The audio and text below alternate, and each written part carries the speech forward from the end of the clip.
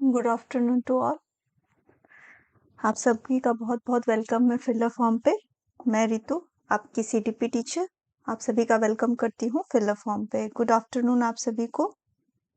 सोनाली जी, MR king, good afternoon. बहुत अच्छा लग रहा है, आप सब मेरे से पहले प्रेजेंट हैं। गुड आफ्टरनून रोहित, शाहीन, प्रतीक्षा, माही, सभी को गुड आफ्टरनून।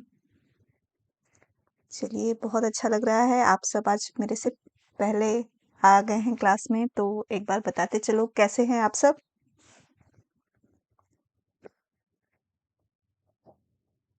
और ये भी बताते जाना मेरी वॉइस और वीडियो दोनों क्लियर है कि नहीं है।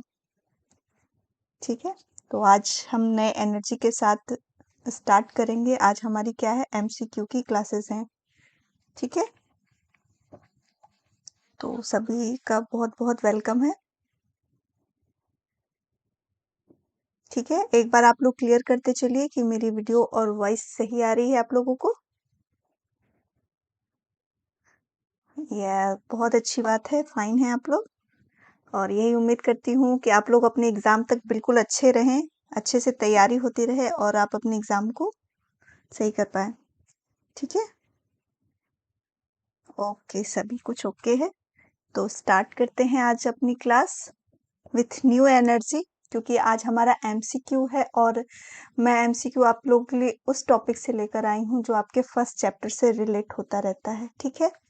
तो पहले कुछ थोड़ी-सी जानकारी बता देती हूँ मैं, ताकि जो नए स्टूडेंट हमारे साथ जुड़ रहे हैं, उनको भी इसके बारे में पता चले। ठीक है? तो हमारी सीटेट और एचटेट की बैच है वो स्टार्ट हो चुकी है, और जो बच्चे अभी नए हैं वो फिलर फॉर्म के टेलीग्राम चैनल को ज्वाइन कर लीजिए, ताकि वहाँ पे आपकी जो भी लेटेस्ट अपडेट हो आपको मिलती रहे, और आप हमें इंस्टाग्राम पे भी फॉलो कर सकते हैं।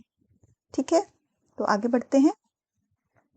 ये हमारे सीटेट और एचटेट की जो 2022 के लिए तैयारी चल रही है, ये हमारी पूरी टीम मेंबर है जो आपके लिए लगी हुई है आपकी तैयारी में। ठीक है, कि आपकी कोई भी सब्जेक्ट छूटे नहीं, हर सब्जेक्ट की आपकी तैयारी कराई जा सके। तो 3 PM पे यानी कि सीडीपी की क्लास मैं ले रही हूँ। तो आगे बढ़ते हैं। जो ये तैयारी हो रही है हमारी फर्स्ट पेपर और सेकंड पेपर दोनों के लिए हो रही है, और जो सीडीपी का सेक्शन है जो मैं क्लासेस ले रही हूँ, ये आपके दोनों सेक्शन में आते हैं। तो यहाँ पे मैं आपके दोनों सेक्शन की तैयारी करवा रही हूँ। चलिए, आपका फर्स्ट डे है, वेलकम। ठीक है, आपका नाम एम आर किंग आ रहा है, तो आप अपना शुभ नाम लिखेंगे तो मुझे और अच्छा लगेगा कि आपका सही नाम क्या है। ठीक है, तो जो भी मेरे से हेल्प होगी, मैं हर तरह की हेल्प आप लोग को करूँगी। ठीक है, एग्ज़ाम के लिए। तो बता दूँ, जो सीडीपी सेक्शन है ये आपके दोनों पेपर में आएगा, और मैं दोनों पेपर को मिला के आपका ये कंटेंट तैयार करवा रही हूँ। तो आगे बढ़ते हैं। और जो ये क्लासेस आपको ऑनलाइन मिल रही हैं, लाइव क्लासेस, ये बिल्कुल फ्री हैं, इसके लिए आपको कोई कास्ट या कोई भी पैसे नहीं देने हैं।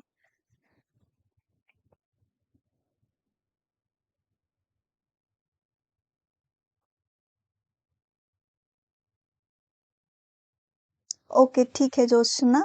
आज मैंने आपके इसमें एक नया चीज़ इंक्लूड भी किया है, ताकि आप लोग की जो सिलेबस की कंफ्यूजन होती है, फर्स्ट पेपर में क्या है, सेकंड पेपर में क्या है, और किस तरह का आपका एग्जाम पैटर्न होगा, इन सबको मैंने इंक्लूड किया है, इसीलिए कि आपकी जो भी दिक्कत हो ना, आप यहीं पे आपका सॉल्व हो जाए।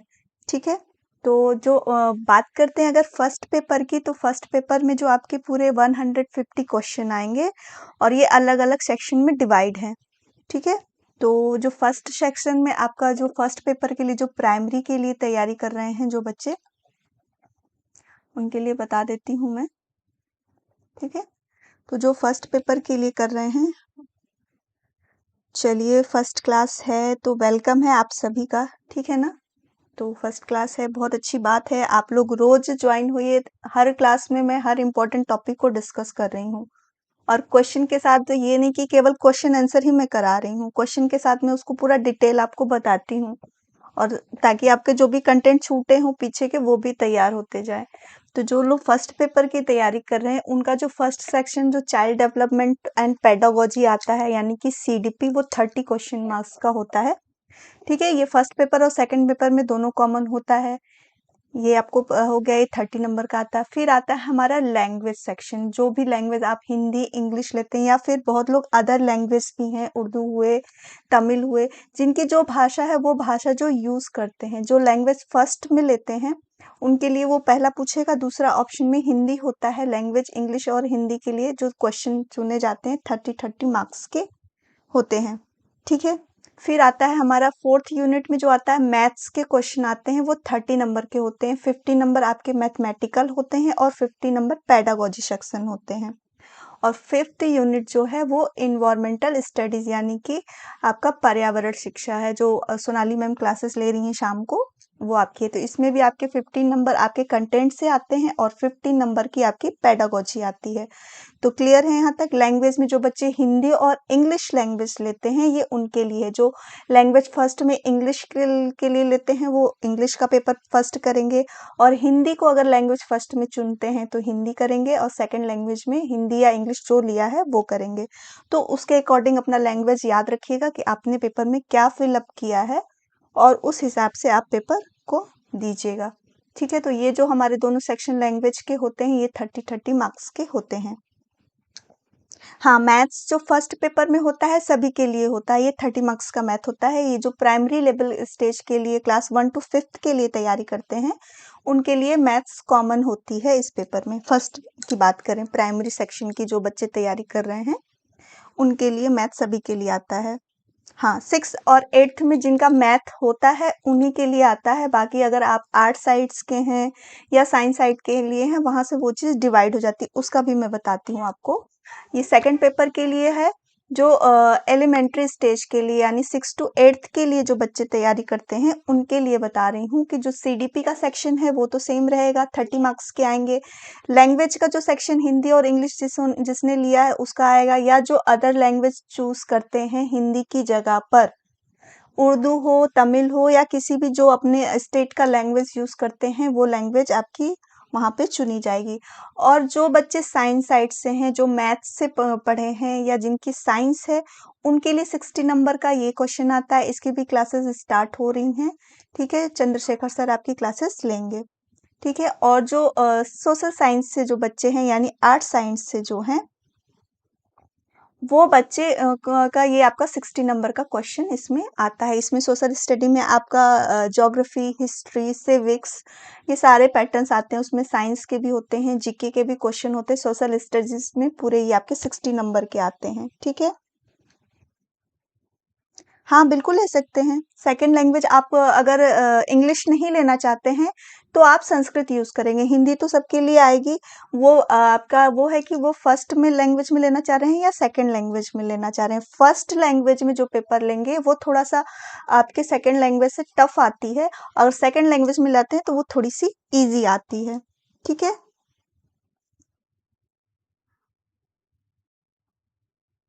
हाँ, आप इंग्लिश की जगह पे अगर संस्कृत लेना चाहती हैं तो आप ले सकती हैं। आपको एक पेपर हिंदी में होगा, एक संस्कृत सेक्शन होगा, ठीक है? संस्कृत आप ले सकती हैं। जिससे आपने बीएड या बीटीसी में टीचिंग करी होगी, आपने एक सब्जेक्ट पर्टिकुलर चुना होगा टीचिंग के लिए, तो आप अगर आपकी संस्कृत अच्छी है तो आप संस्कृत के साथ जा सकते हैं। संस्कृत की क्लास अगर मैं बोलूँ तो आप नीतू चौधरी मैम की क्लास चलती है यूट्यूब पे ही, आप वहाँ से जाके उनकी क्लास में आप जा सकती हैं संस्कृत के क्लास के लिए। और उनकी फिलअप फॉर्म में ही प्लेलिस्ट बनी है नीतू चौधरी से, तो आप उनकी प्लेलिस्ट में भी संस्कृत की क्लासेस जो उन्होंने पहले ली थी अभी नहीं ले रही हैं, तो उनकी पूरी प्लेलिस्ट बनी हुई है, आप जाकर वहाँ से चेक कर सकती हैं, ठीक है।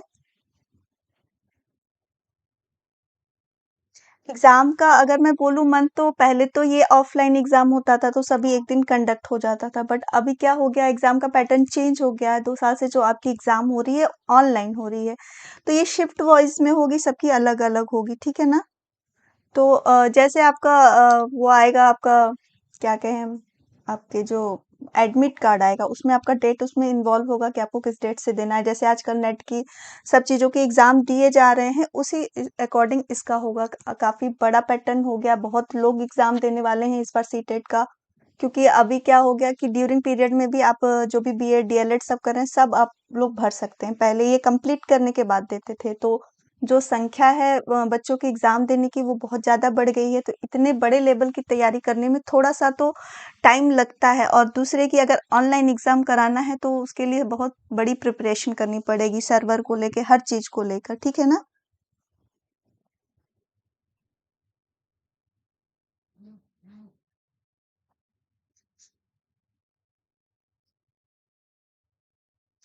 क्वेश्चन अगर मैं सीडीपी की बात करूं तो सीडीपी का आपका जो कंटेंट है सिलेबस है फर्स्ट पेपर और सेकंड पेपर दोनों के लिए सेम है। क्वेश्चन का बस तरीका बदलेगा, आंसर आपके हमेशा वही रहेंगे, ठीक है। और मैं जैसे आपके अभी क्वेश्चन करा रही हूँ, आपके बहुत सारे डाउट उससे भी क्लियर हो जाएंगे कि जो क्वेश्चन फर्स्ट पेपर जो पहले पेपर के लिए और दूसरे पेपर में सीडीपी के पूछे गए हैं वो लगभग लगभग समान होते हैं, ठीक है। तो उसमें जब फॉर्म आप क्वेश्चन करेंगे ना तो आपको समझ में आ जाएगा कि कहाँ पे ये डिफरेंस हो रहा है। ठीक है रोहित? दोनों हिंदी नहीं हो सकता। हिंदी में अगर आप फर्स्ट पेपर दोनों लैंग्वेज ले सकते हैं तो दोनों आप लैंग्वेज चूज करिए। एक तो आपको हिंदी देनी ही पड़ेगी, एक लैंग्वेज सब्जेक्ट आपका जो आपने लैंग्वेज इंग्लिश लिया, संस्कृत लिया, जो भी लैंग्वेज लिया आपको वो चूज करना होता है। फॉर्म अभी अभी डेट जो बात करूँ मैं अभी नहीं निकाली है इसकी आपकी सीटेट की। जब फॉर्म निकलेगा तो आपको इन्फॉर्म हो जाएगा कि फॉर्म कब आ रहा है, तो आप भर सकते हैं, ठीक है। ठीक है, क्लास ओपन करते हैं। मैं आप लोग के लिए बहुत सारे क्वेश्चन होते हैं कि ये कैसे आएगा, अभी आप लोगों ने इतने क्वेश्चन किए कि क्या क्या आएगा, इसके लिए मैंने इसको इन्वॉल्व किया था, ठीक है, ताकि आपके सारे डाउट्स यहाँ पे क्लियर हो जाएं। तो आगे बढ़ते हैं कि सिलेबस की बात करते हैं। जो हमारा सिलेबस है सीडीपी का, वो आपके पूरा मैंने लिया है, वो यही है। पहला हमारा concept of development and relationship with learning. अगर मैं इसको बहुत समझाऊंगी तो बहुत टाइम लग जाएगा। मैंने इसको डाल दिया है आपके लिए डिटेल में। अगर आप स्क्रीनशॉट लेना चाहते हैं तो ले लीजिए आप सभी, ठीक है।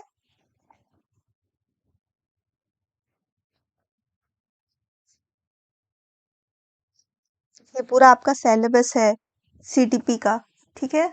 तो जिन बच्चों को रहता है कौन सा टॉपिक है, क्या टॉपिक है, ये सबको हम देख सकते हैं, ठीक है। तो आगे बढ़ते हैं हम क्लास के लिए।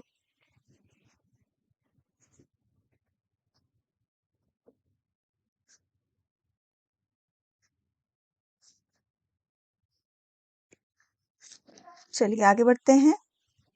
ये आपके फर्स्ट पेपर और सेकंड पेपर दोनों का मैंने दिया है। दोनों के जो आपके कंटेंट हैं वो सेम है, कोई भी अंतर नहीं है, इसीलिए मैंने डाल के रखा है। जो बच्चे स्क्रीनशॉट लेना चाहते हैं वो ले सकते हैं।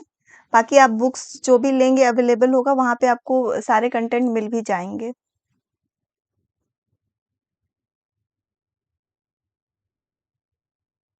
चलिए फिर आज मैंने जो क्वेश्चन लिया है वो चाइल्ड डेवलपमेंट से इम्पोर्टेंट क्वेश्चन लिया है जो बाल विकास से संबंधित आते हैं।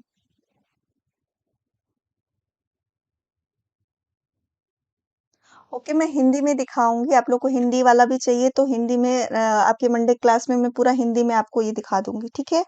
आज ये इंग्लिश में देख लीजिए, कल मैं आपको मंडे की जो मेरी क्लास होगी उसमें मैं पूरा हिंदी में आपको दिखा दूंगी, ठीक है। चलिए फिर आज की क्लास स्टार्ट करते हैं। चाइल्ड डेवलपमेंट के जो इम्पोर्टेंट फर्स्ट चैप्टर से जितने क्वेश्चन बनते हैं उनको मैंने लिया है। ये सारे आपके टेट में हर जगह से जो पूछे गए हैं वहां से मैंने लिया है। तो आगे बढ़ते हैं। जो बाल विकास जो हमारा चैप्टर है पहले कि बाल विकास की अवधारणा और इसका अधिगम से संबंध, तो उससे जो क्वेश्चन है उसको लिया है, ठीक है। मैं हिंदी में भी कर दूंगी, बिल्कुल परेशान मत होइए। जो मंडे की क्लास होगी उसमें मैं पूरा सिलेबस आपको हिंदी में दिखा दूंगी, ठीक है। चलिए फिर आज का जो फर्स्ट क्वेश्चन है कि बाल विकास में अध्ययन किया जाता है वो किसका करते हैं। ये जो बाल विकास का अध्ययन होता है वो कब से कब तक का होता है, समय पूछा गया है आपसे कि गर्भावस्था से किशोरावस्था, गर्भावस्था से बाल्यावस्था, गर्भावस्था से जीवन पर्यंत या उपयुक्त में से कोई नहीं। क्वेश्चन नंबर 1 का आंसर करिएगा आप सभी। इजी है काफी, आप सब कर सकते हैं।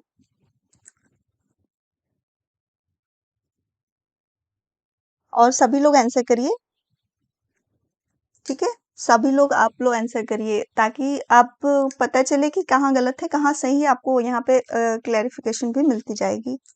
ठीक है, संगीता शर्मा बोल रही हैं सी और मांझे माही बोल रहे हैं सी। हाँ, तो जो इसका सही आंसर है वो क्या होता है? गर्भावस्था से जीवन पर्यंत, यानी जो हमारी विकास की प्रक्रिया और वृद्धि होती है वो प्री नेटल एज से होती है, जब से बच्चा माँ के गर्भ में आता है तब से ही उसका विकास और वृद्धि शुरू हो जाती है और ये हमारे एंड ऑफ द लाइफ तक चलती है। ठीक है, तो इसका आंसर आप सब भली भांति जान रहे हैं। ठीक है, फिर नेक्स्ट क्वेश्चन की तरफ बढ़ते हैं कि बाल मनोविज्ञान तथा बाल विकास में प्रमुख अंतर है, यानी जो दोनों क्षेत्र हैं ये किस किस चीज में इनमें डिफरेंस है, ये जो अध्ययन करते हैं, अध्ययन पद्धतियों में अंतर है, क्षेत्र में अंतर है, या जो उनके कार्य का एरिया है उसमें अंतर है, या कार्य करने में अंतर है, या फिर उपयुक्त में से कोई नहीं है। क्वेश्चन नंबर 2 का आप सभी आंसर करिएगा कि बाल मनोविज्ञान तथा बाल विकास, यानी कि the major difference between the child psychology and child development. दोनों के जो अंतर बोलेंगे वो किस में है? जो उसके मेथड्स में है, एरिया में है, वर्क में है, या किसी में नहीं है? क्वेश्चन नंबर 2 का आंसर करिएगा। बाल मनोविज्ञान एक बहुत बड़ा क्षेत्र हो जाता है अध्ययन करने के लिए। बाल विकास में केवल हम बच्चे के विकास को देखते हैं, अध्ययन करते हैं, लेकिन अगर बाल मनोविज्ञान की बात करें तो बाल मनोविज्ञान ऐसा क्षेत्र होता है जिसमें बच्चे के हर एक क्षेत्र को, हर एक पहलू का अध्ययन किया जाता है, यानी जो इसका क्षेत्र होता है वो बहुत बड़ा होता है, ना कि छोटा सा है। जहाँ पे बाल विकास की बात करें, बाल विकास में केवल बच्चे की ग्रोथ डेवलपमेंट इन्हीं क्षेत्रों को देखा जाता है, लेकिन मनोविज्ञान के क्षेत्र में बच्चे के हर एक क्रिया पे, हर एक मानसिक क्रिया पे, हर एक व्यवहार का अध्ययन किया जाता है। तो जो हमारा सही आंसर होगा वो होगा कि क्षेत्र में, जो कि मैंने स्टार्टिंग बोला कि दोनों के क्षेत्र अंतर होते हैं, यानी कि बाल मनोविज्ञान का जो क्षेत्र है वो बहुत बड़ा है, वो छोटा सा क्षेत्र नहीं होता है। इसके अंतर्गत नॉर्मल, एब नॉर्मल, क्लिनिकल हर चीज मैटर करती है, लेकिन बाल विकास में केवल हम बच्चे के डेवलपमेंट में, कि उसका फिजिकल स्ट्रक्चर, उसकी जो विकास है, मेंटल ग्रोथ कैसा है, यानी जो हर वो क्षेत्र को विकास में अध्ययन करते हैं जिसमें केवल उसके विकास के पहलुओं पर ही अध्ययन होता हो। ठीक है, हाँ, दूसरे का बी होगा, यानी क्षेत्र में अंतर होगा। चलिए क्वेश्चन नंबर 3 की तरफ बढ़ते हैं कि विकास का वही संबंध परिपक्वता से है जो उद्दीपन का है डैश। इस डैश में क्या होगा? विकास का संबंध हमारा किससे होता है? मैच्योरिटी से होता है, यानी जैसे जैसे हम बड़े होते हैं, हमारी वृद्धि होती है, हमारी विकास होती है, तो हम क्या होते हैं? परिपक्व होते हैं, मैच्योर होते हैं। बट उद्दीपन का वही संबंध किससे है? परिवर्तन से है, प्रतिक्रिया से है, प्रयास से है, या फिर परिणाम से है?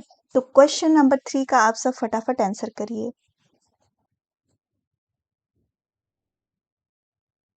क्वेश्चन नंबर 3 का आप सब आंसर करिए कि स्टिमुलस की बात हो रही है। स्टिमुलस क्या करता है? कोई भी उद्दीपक हो वो हमें क्या करता है? उत्तेजित करता है, और उत्तेजना से क्या होती है? माही का जवाब बिल्कुल सही आ रहा है 3 के लिए, कि प्रतिक्रिया से है। ठीक है, तो जो राइट आंसर होगा वो हमारा प्रतिक्रिया होगा। विकास हमारे अंदर मैच्योरिटी लाती है, तो उद्दीपन हमें क्या करता है? उद्दीपन किसी क्रिया को करने के लिए हमें उत्तेजित करता है, यानी उसके द्वारा हमारे अंदर प्रतिक्रिया होती है, रिस्पॉन्स होता है, रिएक्शन होता है। ठीक है, क्लियर है आप लोगों को कि उद्दीपन का कैसे संबंध है? प्रतिक्रिया से है, यानी हम किसी भी स्टिमुलस के प्रति एक रिस्पॉन्स करते हैं। ठीक है, ज्योत्सना का भी जवाब बिल्कुल सही आ रहा है। ठीक है, चलिए आगे बढ़ते हैं क्वेश्चन नंबर 4 की तरफ कि शैशवावस्था में बच्चों की क्रियाकलाप होती है। जो बच्चे इनफेंसी पीरियड में होते हैं उस समय जो क्रियाएं, वो मूल रूप से किसके कौन सी क्रियाएं उनके अंदर ज्यादा दिखाई देती हैं? वो जो बेसिक होती है क्रिया करने की, वो क्या होती हैं? मूल प्रवृत्त्यात्मक होती है, संरक्षित होती है, संज्ञानात्मक होती है, या संवेगात्मक होती है? क्वेश्चन नंबर 4 का सभी आंसर करिए।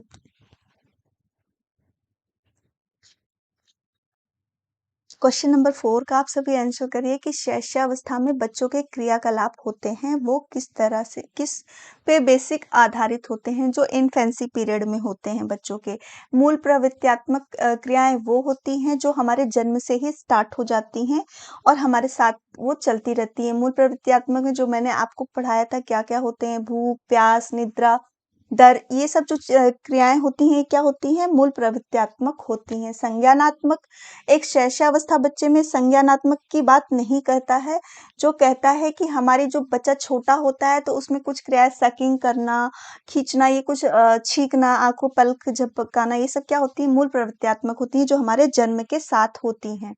तो जो बच्चा जब छोटा होता है तो वो संज्ञान से नहीं अपने इंद्रियों से काम करता है, मूल प्रवृत्त्यात्मक करता है जो उसको बायोलॉजिकल मिलती हैं, यानी भूख, प्यास, जब बच्चा जैसे पैदा होता है उसे भूख, प्यास जो भी उसकी क्रियाएँ निवृत्त करने की होती हैं, सब कुछ उसके जन्म से ही स्टार्ट हो जाती हैं। तो जो उनकी क्रियाकलाप होती हैं वो बेसिकली किस तरह से होती हैं?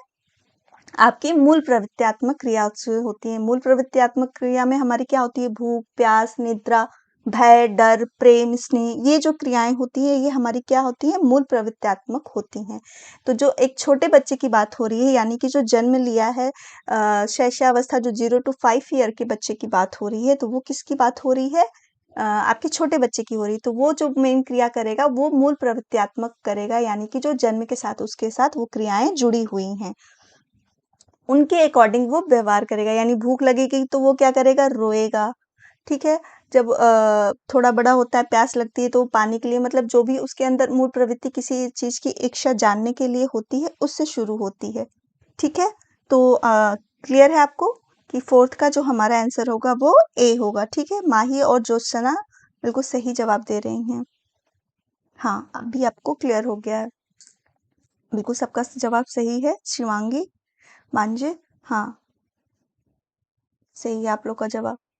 तो इसमें कोई डाउट नहीं है ना? इस क्वेश्चन में आप लोग को कोई डाउट तो नहीं है कि मूल प्रवृत्त्यात्मक क्या होते हैं? 14 होते हैं हमारे, जो मूल प्रवृत्तियों की बात करी थी मैकडुगल ने। तो जब मैंने मोटिवेशन चैप्टर पढ़ाया था तो उसमें मैंने आपको ये पूरे डिटेल में बताया था।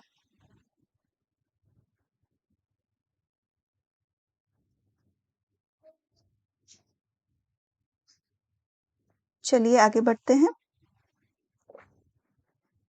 तनाव और क्रोध की अवस्था है। तनाव और क्रोध की अवस्था क्या है? ठीक है, शैशवावस्था है, किशोरावस्था है, बाल्यावस्था है या वृद्धावस्था है? जो तनाव और क्रोध की अवस्था है वो क्या है?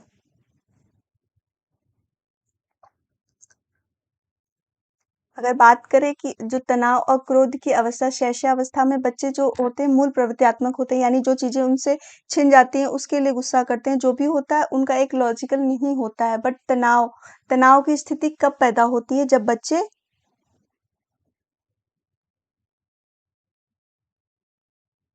चलिए फिफ्थ का जवाब आप लोग का बिल्कुल सही आ रहा है, किशोरावस्था, यानी तनाव और क्रोध की अवस्था हम किशोरावस्था को कहते हैं।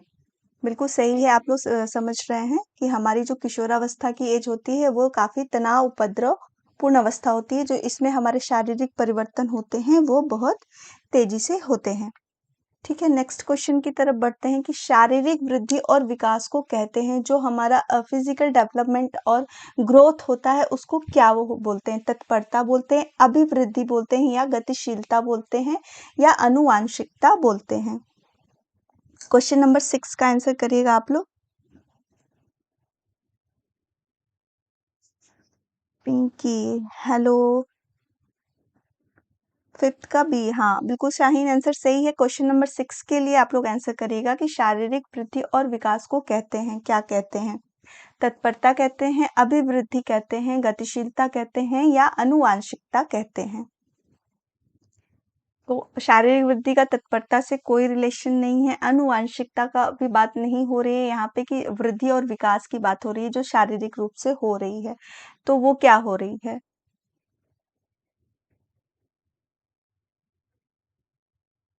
अनुवांशिकता नहीं होगा यहाँ पर। अनुवांशिकता, जो शारीरिक और वृद्धि विकास को अनुवांशिकता कैसे कहेंगे?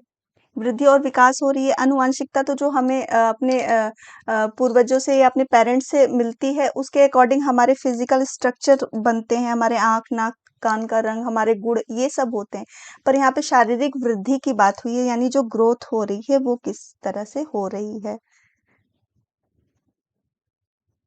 हाँ, जो इसका सही आंसर आया है वो क्या है? अभिवृद्धि हो रही है, यानी कि बढ़ रहा है, इंक्रीज हो रहा है। ठीक है, हाँ, आंसर सही है। बिल्कुल आप लोग का आंसर सही आ रहा है, अभिवृद्धि है। ठीक है, बाल मनोविज्ञान का केंद्र बिंदु है, यानी जो बाल मनोविज्ञान अध्ययन करता है वो मुख्य रूप से किसका करता है? ये काफी इजी क्वेश्चन है, आप सभी इसका आंसर बता सकते हैं कि अच्छा शिक्षक है, बालक है, शिक्षण प्रक्रिया है या विद्यालय है। जो बाल मनोविज्ञान है तो वो क्या है? बाल मनोविज्ञान का केंद्र बिंदु क्या है? जो बाल मनोविज्ञान अध्ययन करता है वो किसका अध्ययन करता है? क्वेश्चन नंबर 7 का आंसर करिएगा आप सभी।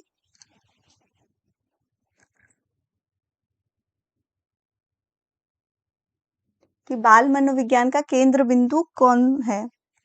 7 का बी। हाँ, बिल्कुल सही। जब बाल मनोविज्ञान की बात हो रही है यानी बालक ही केंद्र में होगा।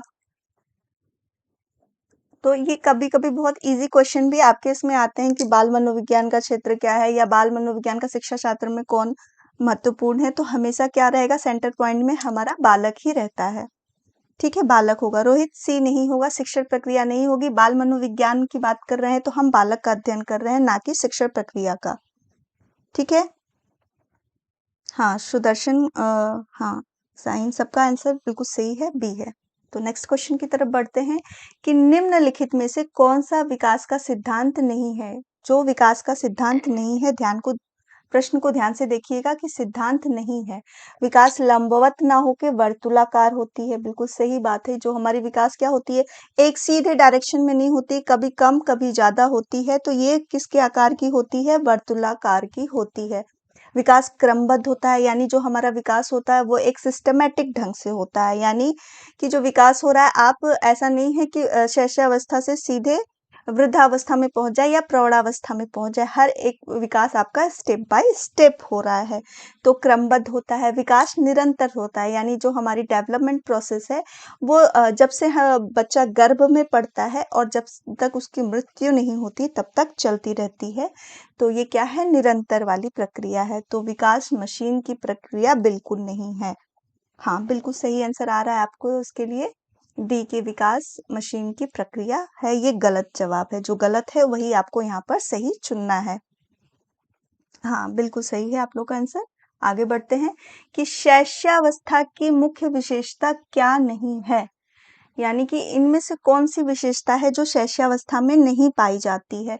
सीखने की प्रक्रिया में तीव्रता होती है, जिज्ञासा की प्रवृत्ति होती है, अनुकरण द्वारा सीखने की प्रवृत्ति होती है या चिंतन की प्रक्रिया होती है? फटाफट बताते जाइए कि शैशवावस्था की एक मुख्य विशेषता क्या नहीं है। जब बच्चे इन्फेंसी पीरियड यानी 0 to 5 ईयर में होते हैं तो उनमें जो विशेषता पाई जाती है उनमें से एक ये नहीं है। क्वेश्चन नंबर 9 का आप लोग आंसर करिएगा।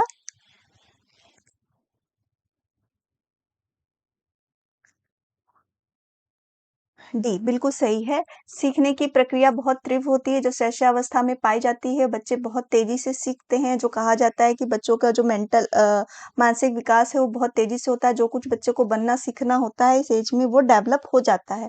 और क्यूरियोसिटी तो बच्चों में बहुत ज्यादा पाई जाती है। हर नई चीजों से वो मिलते हैं, हर नई चीजों को देखते हैं, तो जिज्ञासा भी होता है। और छोटे बच्चे क्या होते हैं? दूसरों को देखकर बहुत कुछ सीखते हैं।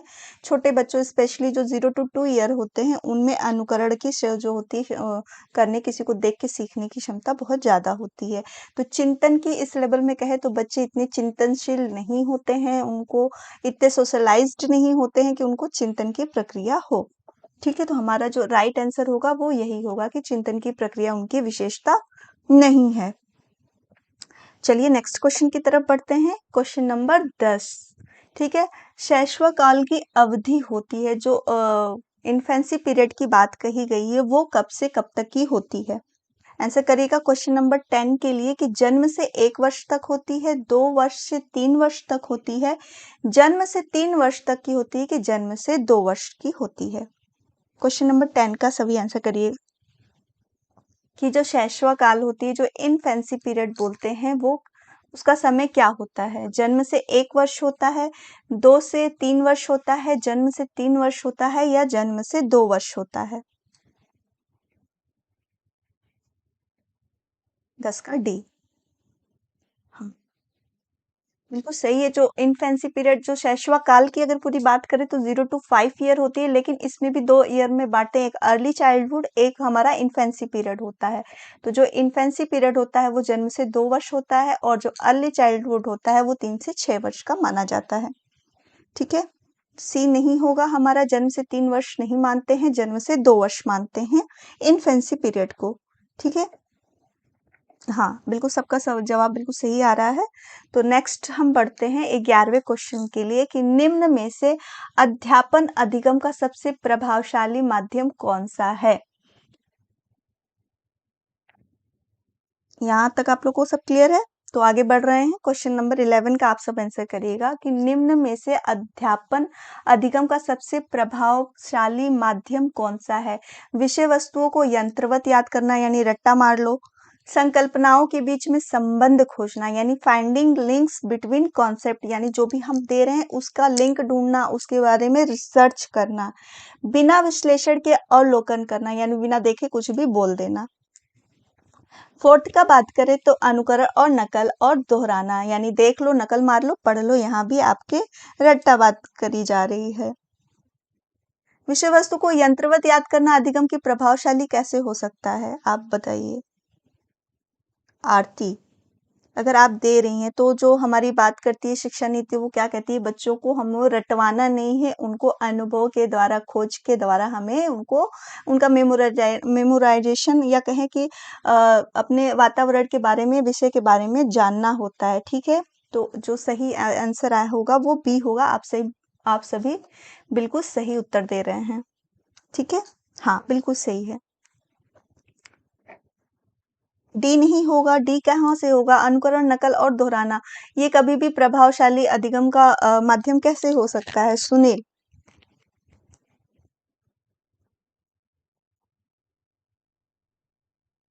ओके ओके, कोई बात नहीं, हो जाती है मिस्टेक, लेकिन एग्जाम में ऐसी मिस्टेक मत करिएगा। यहाँ मिस्टेक चलेगी, यहाँ इसका सॉल्यूशन भी मिल जाएगा, बट एग्जाम में आपके नंबर कट जाएंगे, वहां पे कोई सोल्यूशन नहीं मिलेगा, कोई नंबर नहीं मिलेगा। ठीक है, मेरी बातों का बुरा नहीं मानिएगा, लेकिन जब भी आप एग्जाम हॉल में जाइए, एग्जाम प्रश्न को 2 बार पढ़िए, फिर उसका आंसर करिए।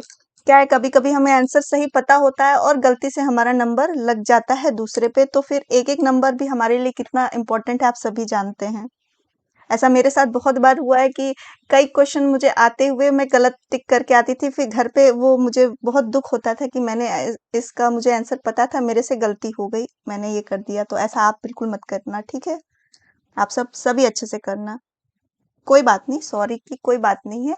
यहाँ पे मिस्टेक चलेगी, यहाँ पे मिस्टेक बताने के लिए मैं हूँ, बट वहाँ पे आपका नंबर कट जाएँगे। चलिए, शर्मिंदगी जो शेम की बात कही जाती है वो क्या है?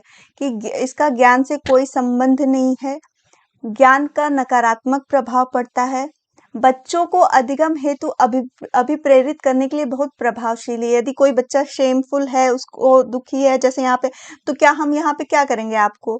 हम आपको डांटेंगे या उसको अभिप्रेरित कर रहे हैं या क्या कर रहे हैं? ठीक है, भाव का अध्यापन अधिगम प्रक्रिया में बारंबार पैदा करना चाहिए, यानी शर्मिंदगी का जो भाव है उसको हम बार बार रिपीट करें, कि उसको बार बार उस चीज पे शर्मिंदा करें, और वो शर्मिंदा है तो उसको हम अभिप्रेरित करें कि बहुत अच्छा, बहुत अच्छी बात है। तो जो ये बातें हैं, तो दोनों का बात कही गई है, और शर्मिंदगी का संज्ञान से कोई संबंध नहीं है। ठीक है, और संज्ञान पर नकारात्मक प्रभाव पड़ता है। तो जो यहाँ शर्मिंदगी की बात कही गई है वो किसके परिप्रेक्ष्य में कही गई है, इसका आंसर आप सभी करिएगा।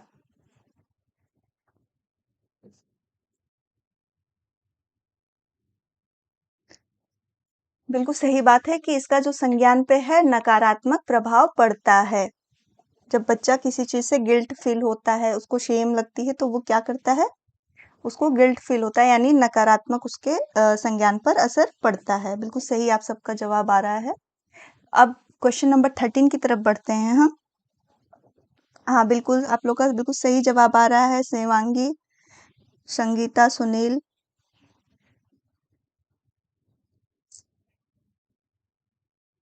हाँ, बिल्कुल सही है आप सभी का आंसर। चलिए आगे बढ़ते हैं कि सृजनात्मकता की पहचान के प्रमुख लक्षण क्या हैं? कम परिज्ञानता, बोधगम्यता या अपसारी चिंतन, अति सक्रियता, असतर्कता।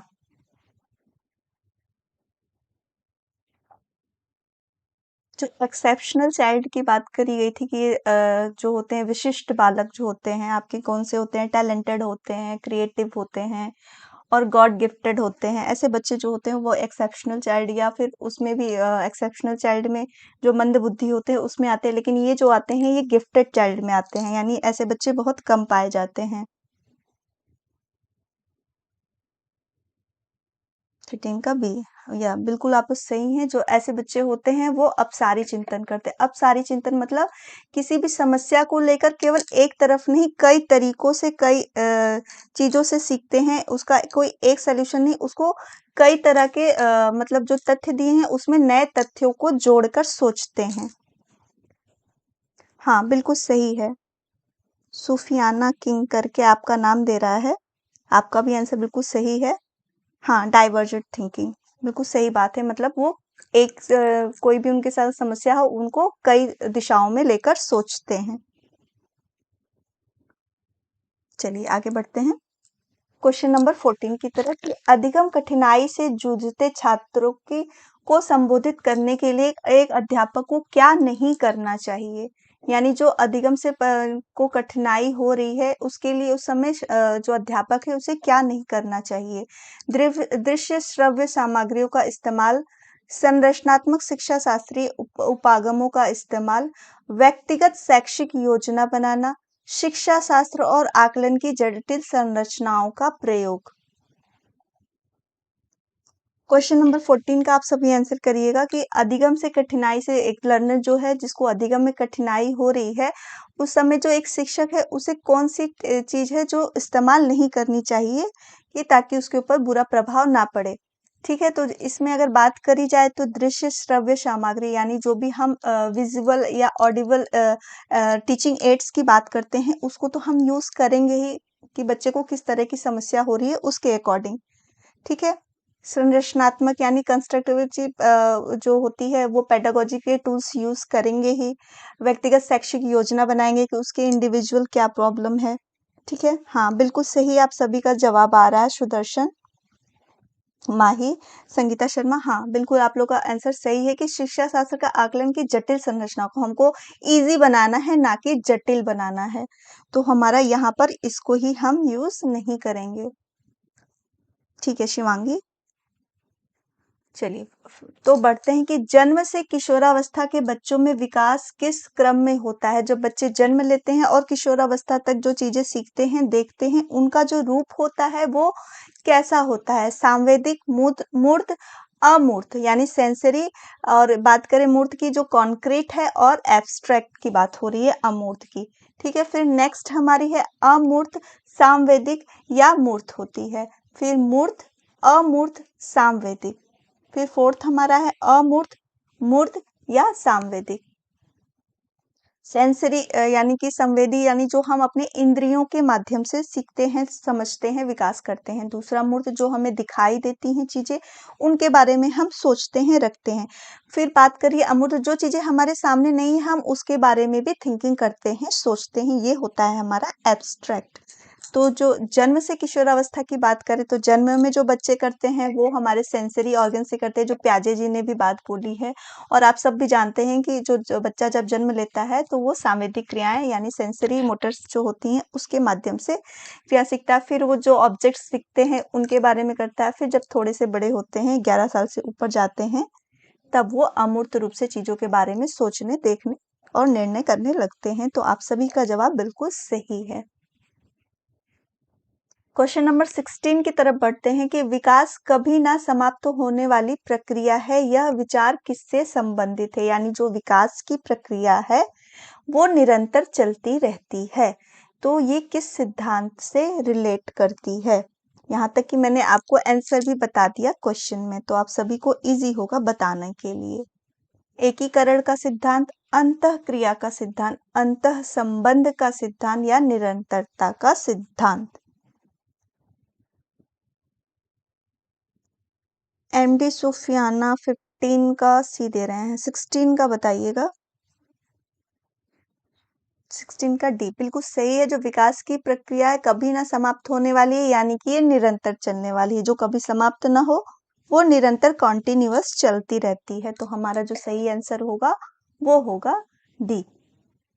ठीक है, ये हमारा फर्स्ट चैप्टर से पूरा मैंने रिलेट करके क्वेश्चन लिया है। जो आपके बाल विकास की अवधारणा और उसके सिद्धांत हैं उसे ही सारे क्वेश्चन बनाए हैं, और ये जो आपके सारे एग्जाम में पूछे गए हैं वो सारे क्वेश्चन यहाँ पे मैंने आप लोगों के लिए लाया है। ठीक है, तो मुझे लग रहा है ये वाला चैप्टर आप लोग को बहुत अच्छे से पता है, समझ में है, आ रहा है, इससे आपको कोई दिक्कत नहीं हो रही है।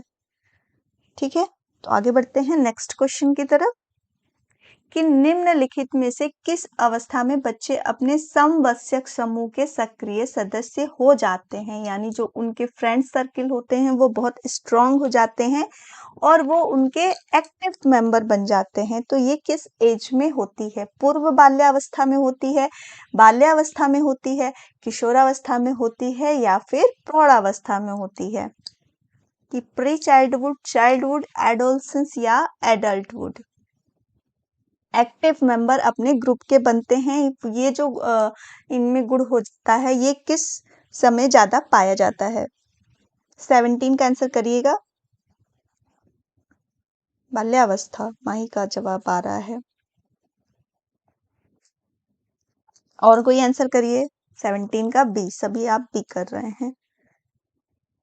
तो एक बात याद रखिएगा कि यहाँ पे सक्रिय सदस्य की बात हो रही है, समूह के सक्रिय समवयस्क जो कहें कि ग्रुप में जो अपने पीयर्स के प्रति जो उनकी सहानुभूति और एक कहते हैं ना कि ट्रू बॉन्डिंग जो होती है अपने फ्रेंड के साथ, वो आपकी किशोरावस्था में होती है। उस समय वो उनकी फ्रेंड सर्किल ही सब कुछ होती है, वो उनके अकॉर्डिंग ही सब कुछ बातें करते हैं। ठीक है, तो हाँ अभी सबका जवाब बिल्कुल सही आने लगा कि 17 का शी होगा, यानी कि जो बच्चे अपने पियर्स के जो दोस्त होते हैं उनके बहुत ज्यादा अनुयायी हो जाते हैं। जो 12 से 18 वर्ष की आयु होती है किशोरावस्था की, उसमें ये बच्चे अपने समवयस्क समूह के सक्रिय सदस्य होते हैं। ठीक है, तो इसमें आई होप आपको कोई डाउट नहीं होगा। तो आगे बढ़ते हैं और चैनल को लाइक भी करते जाइए। आप सब मेरे साथ बहुत लोग जुड़ते हैं बट लाइक्स बहुत कम होती है, तो आपके लाइक्स कम होते हैं तो हम मोटिवेट नहीं हो पाते हैं। मेरे लिए तो आपके लाइक्स ही मोटिवेशन और आपके कमेंट्स ही मोटिवेशन का कार्य करते हैं। ठीक है ना, तो ये सब भी क्वेश्चन ढूंढ ढूंढ के लाने, ये सब करने के लिए भी हमें घंटों मेहनत करनी पड़ती है। तो आप लोगों से हम क्या एक्सपेक्ट करते हैं? बस एक लाइक का, कि आप लाइक करते जाओ, अपना फीडबैक देते जाओ, बताते जाओ, ताकि हम क्लास को और अच्छा बना सकें।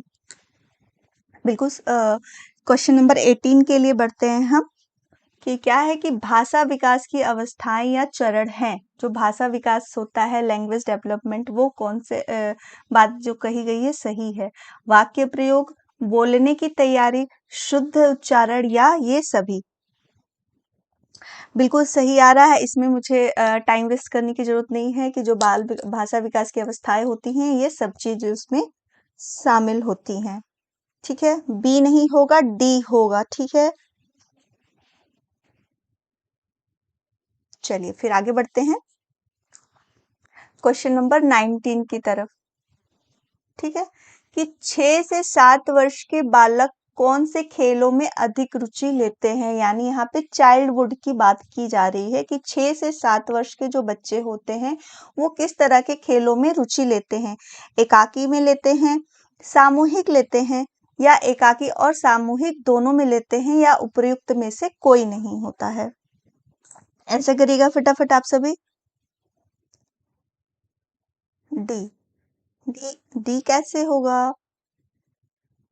6 से 7 वर्ष के बच्चों की यानी बाल्यावस्था के बच्चों की बात कही जा रही है। जो बच्चे खेलते हैं वो किस तरह के खेलों में रुचि लेते हैं? एकाकी और सामूहिक, या फिर सामूहिक या एकाकी? एकाकी मतलब अकेले खेलना पसंद करते हैं, सामूहिक यानी कि ग्रुप में खेलना पसंद करते हैं, एकाकी यानी अकेले भी खेलते हैं और साथ में भी खेलते हैं। यस, साहिन का जवाब बिल्कुल सही आ रहा है, सी होगा। जो इस एज के यानी 6 से 7 वर्ष की जो बच्चों की बात कही गई है, केवल 1 साल का जो ये बात कही गई है उस समय जो बच्चे क्या होते हैं, अभी बाल्यावस्था में एंट्री उनकी हुई है, तो इस अवस्था में बच्चे क्या करते हैं, थोड़ा ग्रुप में भी जाते हैं, दूसरे बच्चों के साथ भी खेलते हैं और वो खुद भी अकेले खेलना पसंद करते हैं। ठीक है, तो 7 वर्ष के बाद जो बात कहें तो ये बाहर की तरफ ज्यादा भागते हैं। इनको बाहर जो कहता है बाहरी दुनिया उनको बहुत ज्यादा इंटरेक्ट करती है, क्योंकि वो अपने घर परिवार से निकल के अचानक से बाहरी दुनिया में जाते हैं। जो उनका सोशलाइजेशन है वो बढ़ जाता है, तो वो बाहर रहना ज्यादा पसंद करते हैं। घूमने की प्रवृत्ति जो होती है ज्यादा पाई जाती है। इस काल को अनोखा काल भी कहा जाता है ना। तो जो हमारा सही आंसर होगा वो क्या होगा, एकाकी और सामूहिक दोनों होगा। ठीक है, अकेले भी खेलना पसंद करते हैं और अपने साथियों के साथ भी खेलना पसंद करते हैं। हाँ, बिल्कुल सही है शिवांगी। रोहित, सही जवाब आ रहा है आपका। तो आगे बढ़ते हैं क्वेश्चन नंबर 20 के लिए। तो बच्चे की बुद्धि लब्धि जो 19 से 110 के मध्य होते हैं वो किस प्रकार की बुद्धि में कहलाते हैं? आंसर करिएगा सभी फटाफट।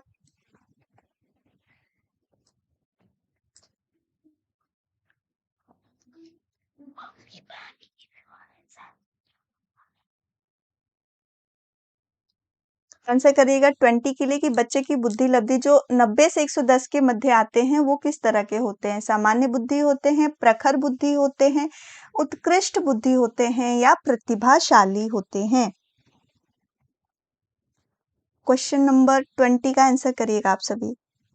20 का ए। माही का जवाब आ रहा है।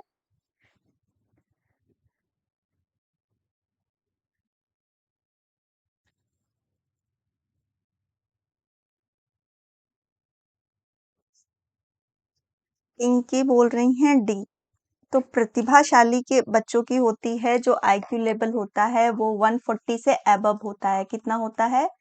140 से अबव होता है जो प्रतिभाशाली में आते हैं। इनकी जो आईक्यू लेवल कहें 140 170 तक जाती है। ठीक है, तो उत्कृष्ट बुद्धि जो होते हैं वो 110 से ऊपर आते हैं, जो 130 में जाते हैं। प्रखर बुद्धि जो होते हैं 100 आपके कहें 120 से जो ऊपर जाते हैं वो होते हैं। और सामान्य बुद्धि जो होते हैं वो 90 से 110 या 109 भी किसी ने बोला है कि 90 से 109 या 110। तो जो सामान्य बुद्धि के बच्चे होते हैं वो 90 से 110 होते हैं। ठीक है, क्लियर है। 20 का ए बिल्कुल सही आंसर आ रहा है आप लोग का कि 90 से 110 जो होते हैं वो सामान्य बुद्धि होते हैं। प्रतिभाशाली की जो बात होती है वो 140 से अबव होते हैं। चलिए नेक्स्ट क्वेश्चन की तरफ बढ़ते हैं कि बच्चों के लिए निःशुल्क एवं अनिवार्य शिक्षा का अधिकार अधिनियम कितने वर्ष के बच्चों के लिए लागू किया गया था? जो 2009 में लागू किया गया था शिक्षा का अधिकार नियम में, तो वो कितने वर्ष के बच्चों के लिए स्टार्ट किया गया था? 21 का आंसर करिएगा सभी।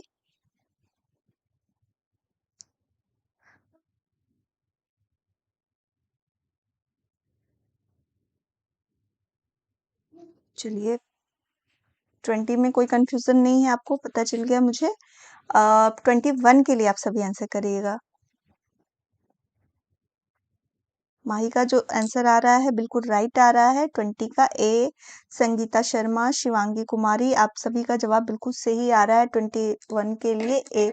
6 से 14 वर्ष के बच्चों की बात कही कि इनको जो शिक्षा दी जाए वो निःशुल्क दी जाए।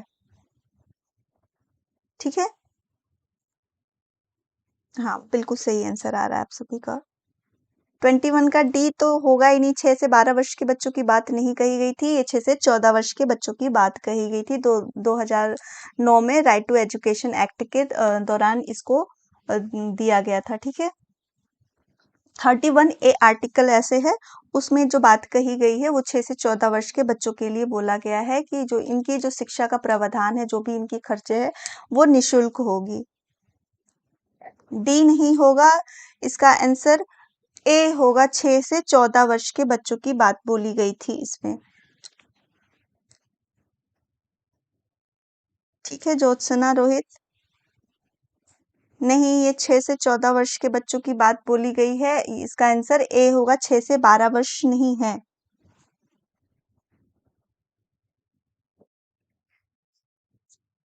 ठीक है, शिक्षा का अधिकार नियम राइट टू एजुकेशन अधिनियम जो 2009 में राज्य परिवार और समुदाय की सहायता से 6 से 14 वर्ष के सभी बच्चों के लिए मुफ्त अनिवार्य शिक्षा दी गई थी। ठीक है,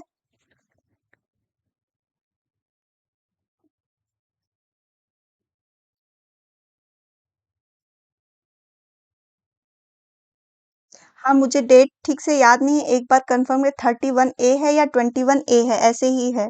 ठीक है, मुझे वो डेट पर्टिकुलर नहीं याद है, इसलिए मैंने बोला कि 31A या 21A ऐसे ही है। ठीक है, आर्टिकल में जो बोली गई थी वो 6 से 14 वर्ष के बच्चों के लिए बोली गई थी।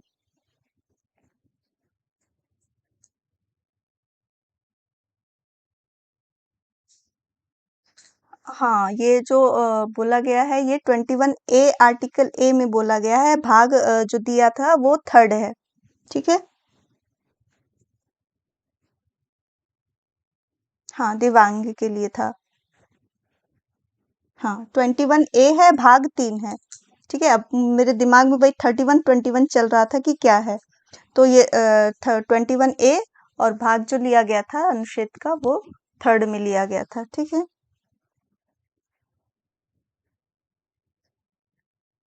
चलिए फिर नेक्स्ट क्वेश्चन की तरफ बढ़ते हैं कि गार्डनर ने 7 बुद्धि का अधिमान निर्धारित किया, इनमें से कौन सा नहीं है? वर्तमान में अभी 8 मानते हैं, ये जो प्रश्न है ये पहले का बना और उनकी 9वीं बुद्धि पे जो बात अभी उस पे रिसर्च चल रहा है, तो अभी 8 माना गया, लेकिन जब ये प्रश्न पूछा गया था तो ये 7 है। जो पुरानी बुक्स है उसमें 7 ही दिया गया है, लेकिन वर्तमान में ये जो बुद्धि का है वो 8 माना जाता है।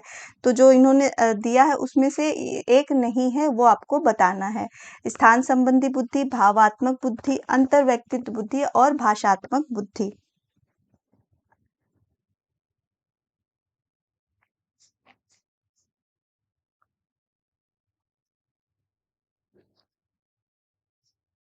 और जो शिक्षा का अधिकार नियम जो आपका 21 क्वेश्चन ये 2009 में स्टार्ट किया गया था, पर ये लागू कब हुआ था? इसका आंसर आप सभी करिएगा, बताइएगा कि ये लागू कब हुआ था।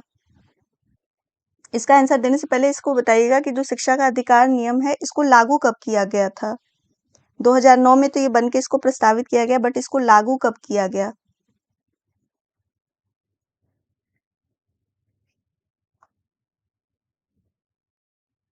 ठीक है, उसका आंसर अभी देखेंगे। अभी जो मैं क्वेश्चन बता रही हूँ इसका आप बताइएगा कि शिक्षा का अधिकार नियम जो दिया गया था 2009 में स्टार्ट हुआ था, बेसिकली ये स्टार्ट कब से किया गया था, लागू कब हुआ था?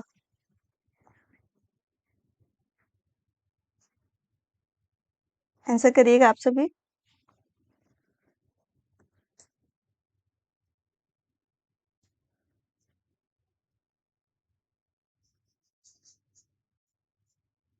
किसी को पता है कि जो शिक्षा का अधिकार नियम 2009 में प्रस्तावित हुआ था, ये स्टार्ट कब से किया गया?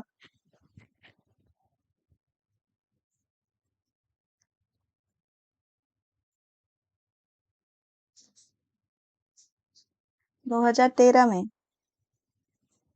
नहीं, ये 1 अप्रैल 2010 2010 में लागू हुआ था। ठीक है, ये क्वेश्चन अक्सर हम लोग भी, मैंने भी ये क्वेश्चन में गलती करी थी, इसलिए मुझे याद आ गया कि हमने तो 2009 पढ़ लिया और ये पेपर में भी आया था, तो दिया था कि ये नियम कब लागू हुआ था, तो 2009 भी था, 2010 भी था, दोनों ऑप्शन था।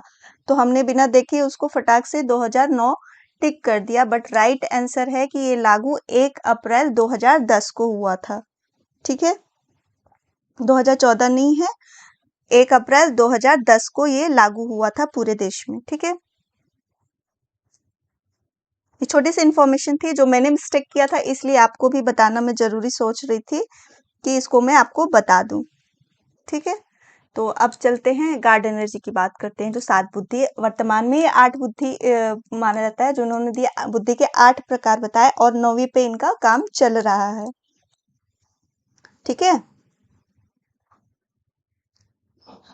तो आप 22 का ए बोल रहे हैं।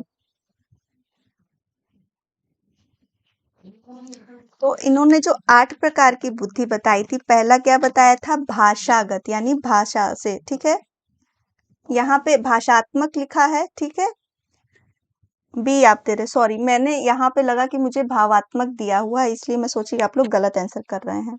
20 का जिसने बी दिया है, सी नहीं होगा।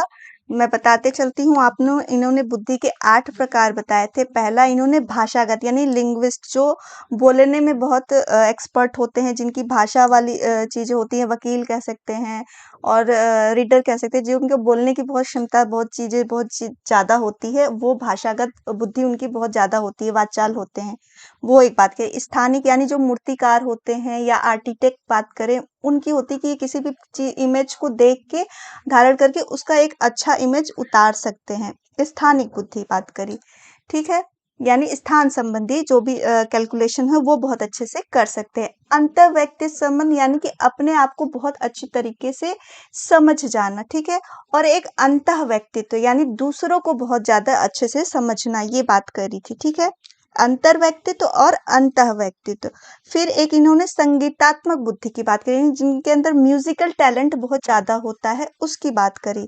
फिर इन्होंने शारीरिक गति संवेदी यानी जिनके अपने शरीर पे बॉडी कंट्रोल बहुत अच्छा होता है, कह सकते हैं, जैसे डांसर हुए या जो जिम्नास्टिक हुए, इन लोगों का क्या होता है, अपने शारीरिक क्रियाओं पर, अपनी मानसिक क्रियाओं, मानसिक जो शारीरिक क्रियाएं होती हैं उस पर बहुत अच्छा कंट्रोल होता है, तो वो हमारे शारीरिक गति संवेदी होते हैं, ठीक है। और 8वीं जो इन्होंने बताई थी प्राकृतिकवाद, यानी जो अपने नेचर से, अपने इन्वायरमेंट से बहुत ज्यादा लव करते हैं, उसके बारे में इनकी क्यूरियोसिटी बहुत ज्यादा होती है। ऐसे लोग कह सकते हैं बायोलॉजिकल होते हैं, गार्डनर होते हैं। इन लोगों की जो प्राकृतिक की तरफ से प्रेम होता है वो बहुत ज्यादा होता है। तो स्थान की बात इन्होंने करी थी। स्थानात्मक यानी जो मूर्तिकार होते हैं, आर्किटेक्ट होते हैं, इन लोगों की स्पेशल क्वालिटी इस क्षेत्र में ज्यादा होती है, बुद्धि की बात करते हैं। अंतर्वैयक्तिक की भी इन्होंने भाषा की, और भाषात्मक यानी जो कि मैंने बताया कि लैंग्वेज लिंग्विस्ट होते हैं, उनकी भी बात करी। जो इन्होंने बात नहीं करी थी बुद्धि का ये प्रकार, इन्होंने नहीं बताया था भावात्मक बुद्धि का। तो ये इनके जो 7 बुद्धि का सिद्धांत है उसमें ये नहीं इंक्लूड है। जो 8वीं इन्होंने इंक्लूड करी है वो क्या करी है, प्राकृतिकवादी यानी नेचुरलिस्टिक की बात करी थी, ठीक है। तो हमारा जो राइट आंसर होगा वो क्या होगा, भावात्मक बुद्धि इनके बुद्धि के प्रकार में शामिल नहीं है, ठीक है। यही हमारा राइट आंसर है। स्थान वाला भी है, अंतर व्यक्तित्व भी है और अंतः व्यक्तित्व भी है, ठीक है। प्राकृतिकवादी है, संगीतवादी है, लॉजिकल मैथमेटिकल, जिनकी मैथ की कैलकुलेशन बहुत अच्छी होती है, उस तरह की हुई, ठीक है। हाँ, अभी सबका आ गया। तो बताया पहला भाषागत, जो उन्होंने 8 प्रकार बताए हैं, एक बार आप लोग सुन लीजिएगा अच्छे से ताकि आपको क्लियर हो जाए, ठीक है। नोट्स के लिए जो बच्चे पूछ रहे हैं उनको मैं बता दूं कि अभी तक जो टेलीग्राम चैनल नहीं ज्वाइन किए हैं, डिस्क्रिप्शन में जाके जाइए, वहां पे सी टेट का टेलीग्राम चैनल दिया हुआ है, उसमें सीडीपी का जो है आप उसको ज्वाइन कर लीजिए, आपको सारे नोट्स वहीं पे मिलेंगे और बहुत जल्दी हम नोट्स देने वाले हैं। नहीं, जो सूफियाना जो हैं, एमएसएस करके हैं, उनके लिए बोल रही हूँ। तो जो बुद्धि के प्रकार हैं ना, पहला भाषागत, फिर लिंग्विस्ट, स्थानिक यानी जो स्पेशल हैं, संगीतात्मक, म्यूजिकल, शारीरिक गति संवेदिका यानी बॉडीली काइनेस्थेटिक, अंतर व्यक्तित्व यानी इंटरपर्सनल, अंतः व्यक्तित्व यानी इंट्रापर्सनल और प्राकृतिकवादी यानी नेचुरलिस्टिक, ठीक है। ये 8 प्रकार इन्होंने बताए थे, ठीक है माही। मैं आपको नहीं कुछ बोल रही थी, नोट्स के लिए जो पूछ रहे थे उनको बोल रही थी, ठीक है। चलिए नेक्स्ट क्वेश्चन की तरफ बढ़ते हैं कि मनोविज्ञान शिक्षा का आधारभूत विज्ञान है, यह किसने कहा। डेफिनेशन थोड़ी मुश्किल होती है, नोट्स नहीं बनाई हैं तो डोंट वरी, कोई बात नहीं। मैंने जब से क्लास ली है मैं सारी नोट्स बहुत जल्दी आपको टेलीग्राम पे प्रोवाइड कराने वाली हूँ। नहीं हो रहा है, आपने टेलीग्राम को अपने मोबाइल में टेलीग्राम ऐप को डाउनलोड किया है।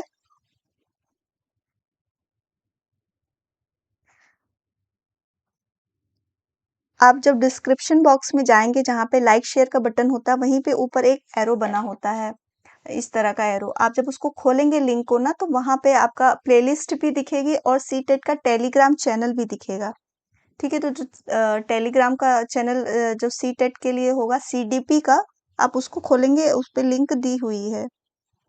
बी बोल रहे हैं, बिल्कुल सही है। जो मनोविज्ञान शिक्षा का आधारभूत विज्ञान है, ये बोला था स्किनर जी ने बोला था, ठीक है। बिल्कुल सही आंसर आ रहा है शिवांगी। हाँ, पिंकी, शाहीन, हाँ, आप लोग का बिल्कुल सही जवाब आ रहा है, ठीक है। तो नेक्स्ट क्वेश्चन की तरफ पढ़ते हैं कि एलेक्सिया या डिसलेक्सिया भी बोलते हैं, ये मुख्य रूप से किस प्रकार की अक्षमता को डिफाइन करता है, बताता है? पढ़ने की अक्षमता, लिखने की अक्षमता, सीखने की अक्षमता या सुनने की अक्षमता? 24 का आंसर करिएगा। हाँ माही, बिल्कुल सही है आपका। 23 का बी बिल्कुल सही आंसर दिया है आपने। स्किनर है।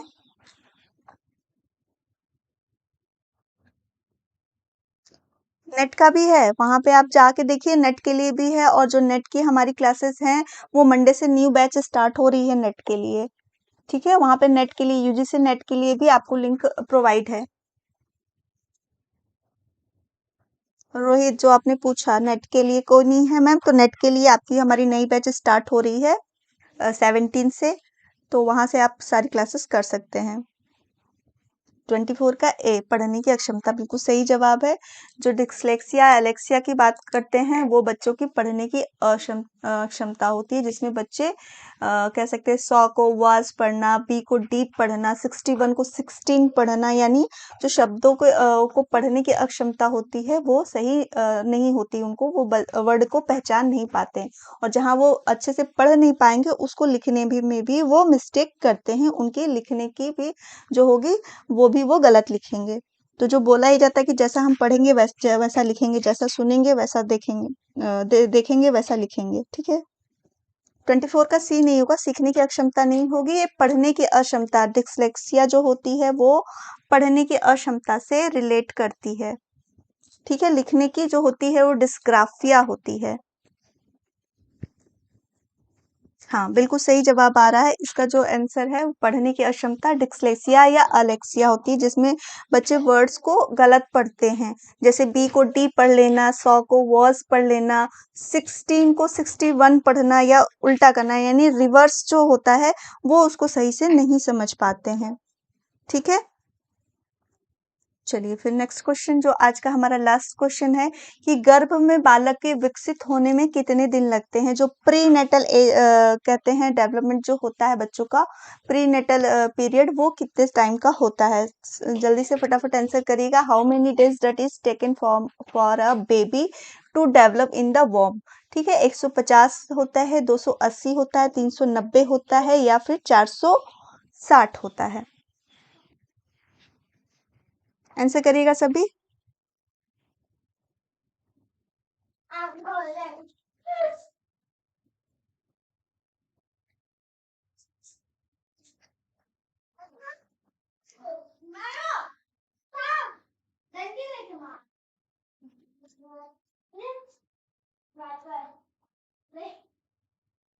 शिवांगी का आ रहा बी। हाँ, सुदर्शन कुमार का भी।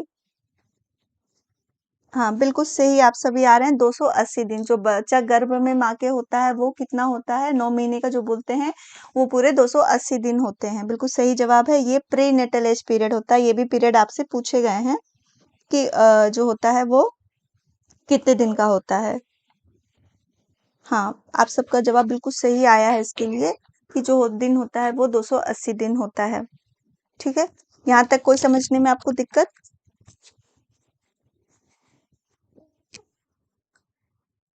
हाँ, बिल्कुल सही है रोहित, 280 दिन ही होते हैं।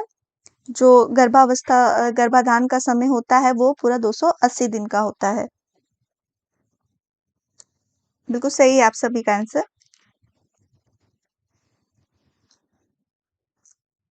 आई होप यहाँ तक आपको क्वेश्चन में, मुझे लगा आप लोग को कोई डाउट नहीं है, बहुत अच्छे से समझ में आ रहा है। और बहुत जल्दी मैं आपको ईयर वाइज भी सारे क्वेश्चन कराती रहूंगी। ठीक है, तो वो करने से पहले जो कुछ टॉपिक्स मेरे बचे हुए हैं मैं उनको कंप्लीट कराना चाहती हूँ, कि वो कंप्लीट हो जाए तो फिर हमारा तो ये सेशन चलता रहेगा। और सारे क्वेश्चन तो आपके यूं सॉल्व हो जाएंगे जब आप उसमें सेशन में, जब क्वेश्चन आंसर जो चलेगा हर ईयर का, आप खुद आंसर करोगे। Thank you Sudarshan. अ, अगर आप जितने लोग हो मेरे साथ, सभी लोग लाइक करते जाना। और thank you for watching me. और मैं चाहूंगी कि मैं आप सबके लिए बेस्ट कंटेंट लाऊं ताकि आप यहाँ पर अच्छे से अच्छे नॉलेज ले सके। तो thank you for watching me. और किसी तरह की भी डाउट हो तो आप कमेंट बॉक्स में भी डाल देना कि ये चैप्टर समझ में नहीं आया, किसी भी तरह की दिक्कत हो रही है तो आप बता सकते हो। बिल्कुल, बिल्कुल ऑनलाइन मेरा जो सेशन चलेगा तो जितने भी ऑनलाइन आपके एग्ज़ाम हुए हैं, मैं उन सबको कलेक्ट करके आपके लिए लाऊँगी, सबको कराऊँगी। और दूसरी बात कि जो बोलते हैं कि टाइप करके लाया, कहीं से लाया, तो हम तो पेपर क्वेश्चन बनाते नहीं हैं, जो बना है कहीं न कहीं से लाएँगे, टाइप करते हैं, ऐसा नहीं कि सब कुछ हमें मिल जाता है। हम बहुत सारे क्वेश्चन क्या करते हैं, टाइप करके आप लोग के लिए लिखते हैं। थैंक यू ज्योत्सना, बहुत अच्छा लगा आप लोग के लिए कि आप बोल रहे हैं और मंडे से मैं थोड़ा कंटेंट पढ़ाऊँगी आप लोगों को, कि वो भी आपके चैप्टर कंप्लीट होते जाएँ ताकि इसमें कोई प्रॉब्लम ना हो, ठीक है? Thank you Jyotsna, thank you. और मुझे बहुत अच्छा लग रहा है, आज मैं सच में बहुत खुश हो रही हूँ कि आप लोग को मेरी क्लास अच्छी लग रही है। इतने दिनों से मैं पढ़ा रही हूँ, ले कमेंट आते हैं बट आज जो आ रहा है तो मुझे बहुत अच्छा लग रहा है कि हाँ, मेरी क्लासेस अब सक्सेस हो रही हैं, ठीक है? तो मिलते हैं फिर मंडे से आपके नए एनर्जी के साथ और अच्छे से तैयारी करते हैं। बिल्कुल और अच्छा करते हैं, यही बात मैं बोल रही हूँ कि और अच्छा करते हैं और अच्छे तरह से पढ़ते हैं और अच्छे कंटेंट लाते हैं क्वेश्चंस को, ठीक है? तो आज के लिए बस इतना ही। Thank you for watching me और फिर मिलते हैं हम मंडे को।